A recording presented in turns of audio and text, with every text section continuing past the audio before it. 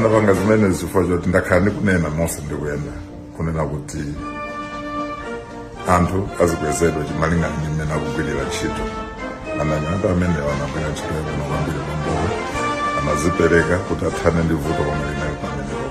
Chifukwa cha chimene ngati inspector sikanangokhala nkuyang'anira yayi. Ndawapasa mmodzi ndampasa nyota ena kuti apasa liwadi ya ndalama ndithu kunena kuti akadye kunyumba kwawo.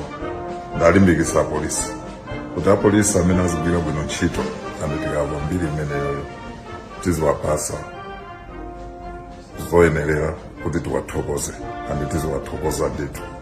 Koma kuti tiwathokoze ayenera achite ntchito yabwino kaye andi tive andi kupita chisogolo munthu aliyense amene akugwira bwino ntchito tizimpanga zinthu zimenezi.